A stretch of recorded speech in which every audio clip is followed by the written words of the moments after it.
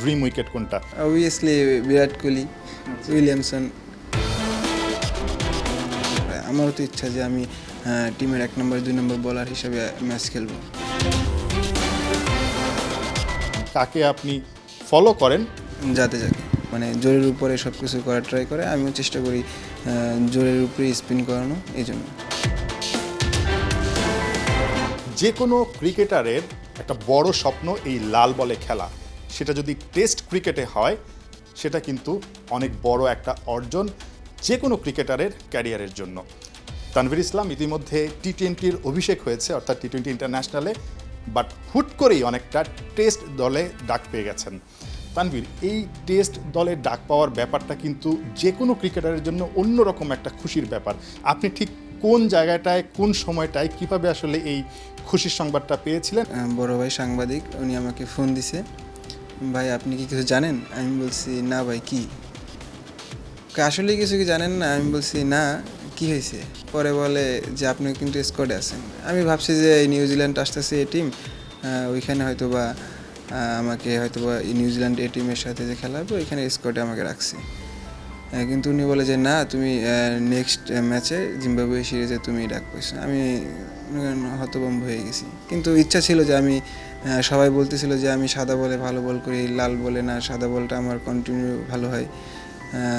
আমার ভিতরে ওই থেকেই মনে করি ছিল যে না, আমি ইনশাল্লাহ যদি সুযোগ সময় হয় বা সিলেক্টররা যদি এভাবে চায়, আমি লাল বলও খেলতে চাই। আলহামদুলিল্লাহ লাল বলে অবশেষে ডাক পেলাম। ঠিক কোনোভাবে কি আসলে আপনি কোনোভাবে কোনো কোচের কাছ থেকে বা টিম ম্যানেজমেন্টের কাছ থেকে এই বিষয়ে একটা সিগন্যাল পেয়েছিলেন কিনা, বা আপনাকে রেডি থাকতে বলা হয়েছিল কিনা?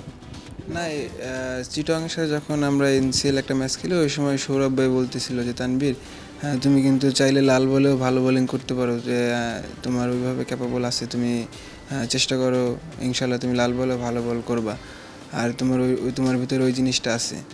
তারপরে এই প্রিমিয়ার লিগ খেলার সময় সোহেল স্যার বলতেছিল যে তানভীর, তোরা হয়তো বা লাল বল খেলানোর চিন্তা ভাবনা করতেছি। সোহেল ইসলাম এই মুহূর্তে স্পিন কোচ আর কি বাংলাদেশ দলের সঙ্গে আছেন। উনি এইভাবে বলছিল, আমি ভাবছিলাম দুষ্টামি করতেছে নাকি।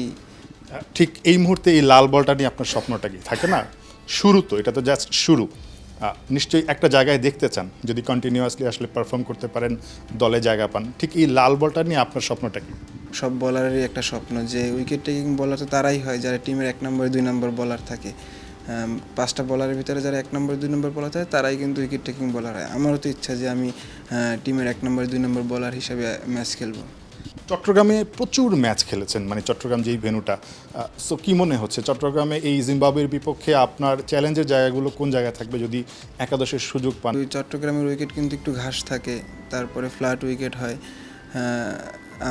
আমাদের বাংলাদেশ টিমে সাবেক প্লেয়ার সোহাগ গাজী ভাই, উনিও কিন্তু আমাদের বাংলাদেশ টিমে রেকর্ড করা একজন প্লেয়ার। ওনার সাথে আমি এই ব্যাপার নিয়ে কথা বলছি, ভাই কীভাবে কী বল করব, কোন চ্যানেলে কি। তারপর ভাই বলল, কিছু আমাকে ইনফরমেশন দিছে, উইকেট অ্যাসেস করার পরে তো বোঝা যাবে যে কেমন কি বল করতে হবে যদি আমি খেলি।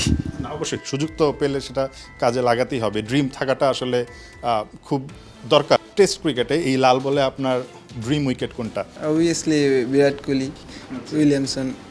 টেস্টে বা লাল বলে আসলে আপনার আইডলকে, মানে কাকে আপনি ফলো করেন? জাদেজাকে। রবীন্দ্র জাদেজা। কী কারণে? কারণ উনি জোরের উপরে বল করে, আমিও চেষ্টা করি জোরের, ওনার যে বলের আমার ওইরকম, মানে জোরের উপরে সব কিছু করার ট্রাই করে, আমিও চেষ্টা করি জোরের উপরে স্পিন করানো, এই জন্য।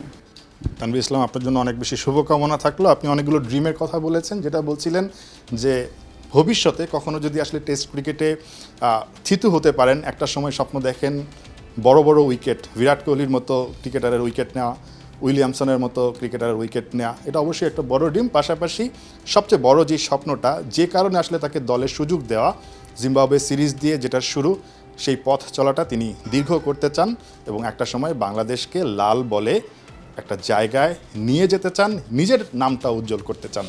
তানভীর ইসলামের জন্য আরও একবার শুভকামনা থাকলো। নাহিয়ান বিন জাসিম, ৭১।